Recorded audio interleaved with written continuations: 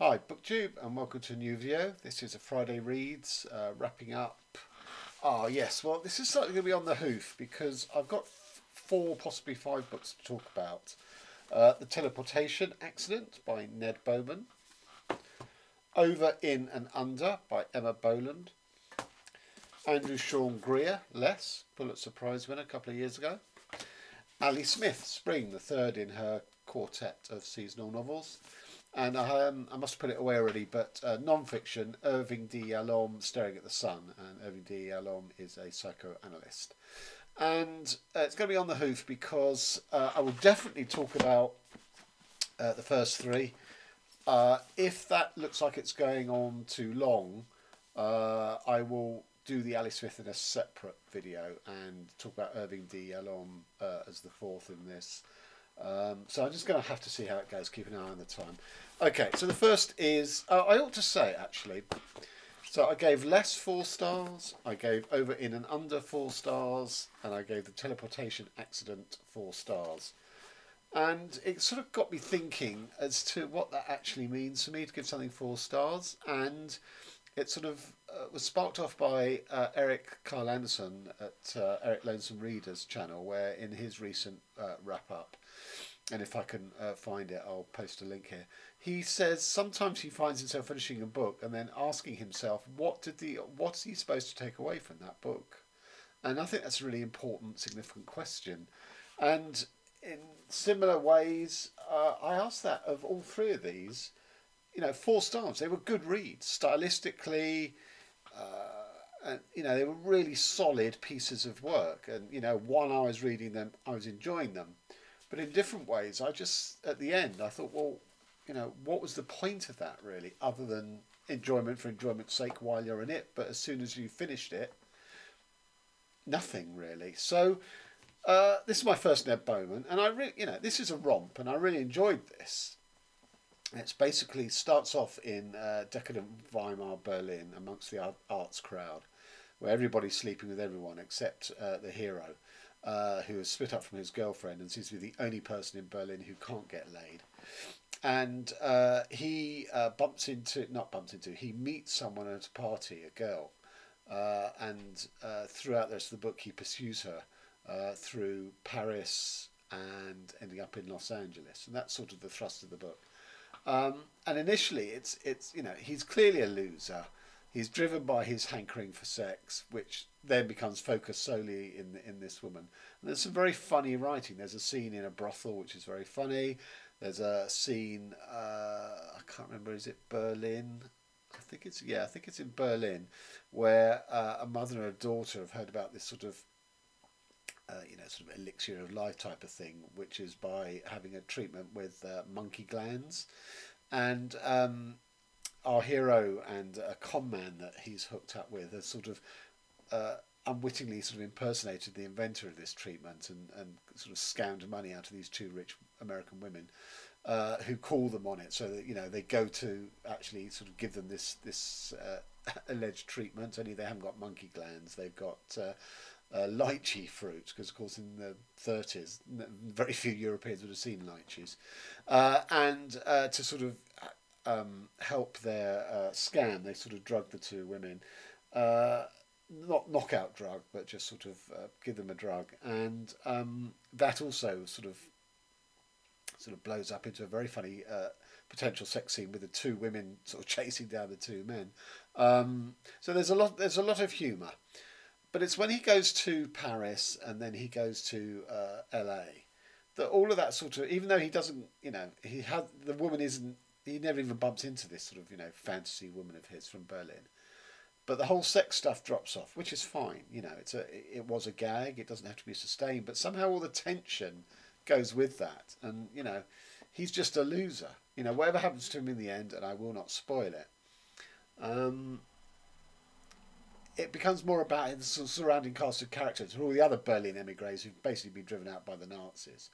And our hero is explicitly, completely uninterested, unmoved, and unknowing of all things that are going on in Germany. He didn't flee Berlin because of the Nazis. He fled Berlin because he was chasing a woman. So it's about sort of cast of characters and this sort of fantastical sort of plot twist and how they're all connected, and there's sort of spies, there's sort of potential time travel, or rather teleportation, hence the title. There's a link to a 17th century Italian theatre disaster, where a piece of sort of stage machinery, which was supposed to sort of move things around a la teleportation, ended up causing the building to collapse, and there are all sorts of conspiracy theories about that. And it's within its own world it works, but that world is completely removed from any kind of reality, even to the point of it's a book about sort of interwar Germany that doesn't really allude to the Nazis at all. So enjoyable, but so what? It has 4 alternative endings, which I think is quite an interesting thing to offer. But 4 stars, good read, enjoyable read, very witty, stylistically put together well. A book of ideas. Sort of comparing across, sort of back to this Italian teleportation. Sort of stage machinery, literally a sort of Deus Ex Machina, and one of the 4 settings brilliantly picks up that theme and stuff. But there's something missing at the core of it. Emma Boland over in and under. Now, I've been in a collection of stories with Emma Boland, and it was on the sort of the migrant crisis. And hers was the only other story that I really liked in it, so I've always sort of kept an eye out for her work. This is published on Dostoevsky Wannabe, which is an independent label in the UK. Sorry, not label, that's my record background. An independent publishers in the UK, based in Manchester, who do some quite radical literature, lots of sort of intertextuality and intersectionality. And these are 4 stories, if you can call them that, which sort of take texts or ideas and sort of explode them, very much like Jeff Noon's Cobra Lingus. So the first one takes Freud's essay on screen memory, which are those memories which are sort of at the forefront in order to block out more traumatic memories. And I'm just going to read sort of what Ella Boland herself says in the sort of the preface to this story.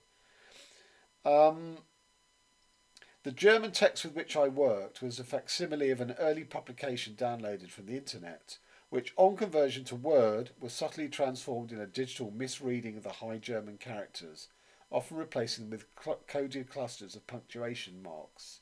A digital subjectivity began the translation for me. The word choices I made, consciously and unconsciously, as both subject and writer, were further produced via experience, a fondness for certain kinds of imagery over others, and the increased nurturing and seeking out of this imagery as the translation unfolded.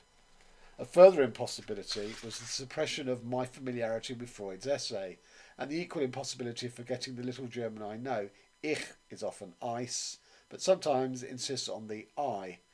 And what it produces is a sort of, prose poem, really. Some delicious sort of explosions of language. She laughs whenever the whiteness hardens and becomes ripe with false trust in the bitter wine. She grows thick and sticky with black burns. Carve out the white shapes where the flowers have been, worry the blooming wounds, illuminate the aching and the longing for the icefall blasts. We are becoming each other, the bleeding snow from the last lying with only the lonely and the missing. This bread tastes of mirrors in the inside of swallowing cursed and licking and diamond bright in the stars above. So it's very much whether you kind of get, you have to sort of lie back, just let it, the language do what it will with you, because there's no plot, there's no sort of thrust or drive, because it's a distortion of a text which isn't a fiction text. It's an essay by Freud. And the next one is she takes Lacan, Jacques Lacan, another psychoanalyst, who gave a seminar on a Edgar Allan Poe story called The Purloined Letter. So already it's a sort of removed from fiction by being a sort of psychoanalytic reading of a story. And Boland takes Lacan's version. And I think that was my favourite of the 4 pieces. Then there's another one about Frankenstein's monster. So, I enjoyed this. I appreciated some of the language, that came out of it. But again, sort of, I'm not sure what to take away with it. As a self-contained, I don't want to use the word experiment because that sounds like it's not, it's not finished, and it clearly is. But I don't, I can appreciate it, but I didn't know what else to do with it. Beyond the covers of this page, it's not going to stay with me. But it's really well done, and if you like the language that I read the sample from, then you might really like this book. Andrew Shaw and Greer, less. Again, nice, stylish, warm, affectionate, and again another loser character. And again, I won't spoil the ending. All I will say is it took an awful long time in the run up to the ending to get there, and I guess by then, I knew where it was going to head, and as I say, it seemed to take an inordinate amount of time to deliver what I knew already. It's a gay man who was initially the younger lover of a famous poet, and when they split up, he then became the older lover of a friend of his son.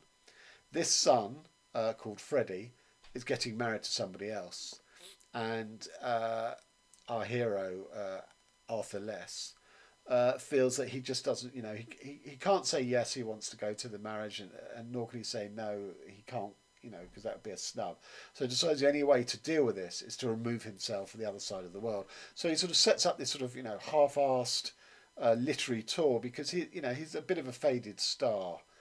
His writing career, and his latest novel has been rejected by his publishers. So he starts off in New York, where he's the guy on stage sort of interviewing a much more famous writer. Then he goes to Berlin, he goes to Turin, he goes to India for a writer's retreat, and he ends up in Tokyo, where he's been commissioned to write 4 restaurant reviews. And a lot of the book is him sort of casting back in his memory as to his 2 great loves, the older poet and the younger lover. And I think they're quite engaging. Fun enough, the bits in real time when he's in all these different countries and things go wrong, and it's, as I say, it's a real half-assed tour, they are far less engaging. And overall, I just thought, well, there are lots of books about, love's past, love's regretted. I think it's trying to grapple with what love is. Is it inevitably just going to grow old and tire and run out and force you to move on, or can you have true love? And that's fine, but it didn't blow my mind in its analysis of that. And there were glimpses. So, for example, there's a bit where it's mainly remembrance of his lovers, but there's one bit about his father, where he remembers when as a kid, and he does all these sort of fun outdoor activities with his father, and they stay with him for life, because I get the feeling he didn't do much with his father, but on this occasion he did. They did a string of things, and it's many years later, possibly when his dad's died, and he's clearing out his stuff, and he sees this book that's been marked with these. He opens it up, and it's been marked, underlined, with all these activities, and the book is something like how to make your son straight, i.e. his father was trying to homosexualize his son, and yet interestingly, Les says that's okay. Not that he was trying to do that. That's not okay. But actually, I still have these are still fond memories, which I thought was quite nice and quite insightful. And then there's another thing about he's remembering. He sees himself as quite plain, as unremarkable. But he acknowledges that he's a great kisser, and this is how it's described. He kisses, how do I explain it? Like someone in love, like he has nothing to lose, like someone who has just learned a foreign language and can only use the present tense and only the second person. Only now, only you. There are some men who have never been kissed like that. There are some men who discover after less that they never will be again. So, that's really nice. But because he's an average guy, because he's a bit of a loser, because his sort of star is waning, that's who we get to accompany on this journey. So I don't see that there are any great insights to be drawn from this book, from this character. They're too mundane, because he's mundane.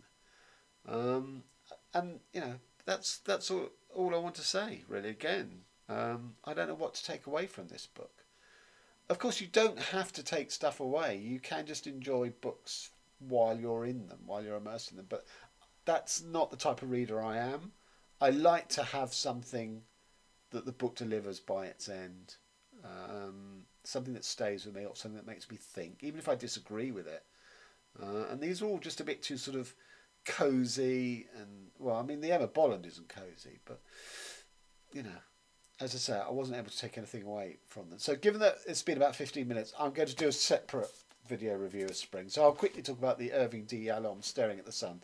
So Irving D. Yalom is the father of existentialist philosophy. Not philosophy, sorry, psychoanalysis. So he's a trained psychoanalyst. But, through his work, he realised that, death is the one great subject that psychoanalysis is quite unsatisfactory on, even though Freud does talk about thanatos, the death drive and things like that. They seem to be more social rather than individual. So what Yalom did, which I think is really to be applauded, is he read a lot of non-psychoanalysis. He read, literature and philosophy. So Epicurus, Nietzsche, and lots of literary writers, and he wove the wisdom of these writers into his psychoanalysis. So whenever anyone brought to him death anxieties, he was able to sort of talk in these terms. But interestingly, they're terms of literature and philosophy, much more than they are of psychoanalysis. And as much as I appreciate that he's, I've had a course of existentialist therapy in the last year. So it's something it's quite pertinent to me. But as much as he's the daddy who invented all this, it doesn't get you anywhere. Because, two of the things that he draws, as I suppose, as compensations or different ways of thinking about, death, is one is what he calls awakening. As you suddenly be made aware of your mortality, that time is running out at whatever age you are, and are you living the life you want to live? If not, change it. That sort of notion of awakening, and that you've been living a life that's made you unhappy. And I don't buy into that. I have a dread of death and mortality that I've had since I'm a kid, but I don't feel I need to be awakened, because I'm very happy with the life that I live, and it's the enjoyment and pleasure of that life that I live that increases my dread and terror of having it, taken away at some point in the future by death. So I don't buy into the awakening. I'm not saying some people don't. Clearly the case studies he gives, some people have turned their line, but that's not an issue for me. And the second one he calls is rippling, whereby, he talks to his clients, they go away, and they might have a new take on death and what the purpose of life is, and they sort of spread that to their children, and it ripples through the generations, and somehow that preserves you long after you've gone. Well, it doesn't. It might help the people who come after you, I'm not saying that, but it does you no good, because you're there rotting in the grave. So, two of his strategies within psychoanalysis to make people feel a bit better about it, I see as utterly unconsoling. I don't buy them.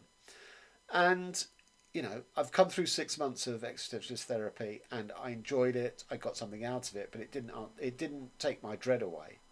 Nor does Yalom's book give any answers. And there are no answers, unless you're of a religious faith or you have some sort of belief in an afterlife. If like me, you believe this is a one-shot deal. There are no answers. You can't penetrate death, and ultimately, it's empty. This existentialist philosophy. I keep calling it philosophy. Existentialist psychoanalysis is empty. I'm afraid is void, because it can't help provide the answers that it can to other types of issues that you might go and see a therapist for. So it was a good read. I really appreciate that he brought it together with these non-psychoanalytical sources. As say literature and philosophy, and that was rewarding. But as these case studies were, and that was the other thing, there was a lot of dream analysis in the case studies that he offered, and then several of them, as I was reading them, and I have no psychoanalytic training. I studied it a bit at college, but I'm not a trained analyst. And as he was explaining the interpretations of these dreams, I thought, well, yeah, that's one legitimate reading, but I could read it in this way. I could also read it in that way. So it seemed to be sort of cherry picking the one that suited the therapy, but that doesn't make it right or truthful. Although in the notion of interpretation of dreams, there probably is no one right and truthful way anyway. That's a sort of self-defeating to try and define it so. But I felt it was a bit of a sort of a con trick on his part. So there you have it. That's my Friday reads, and to follow will be a separate video on Ali Smith's Spring. Okay, so till then, in about a minute's time. Thanks a lot.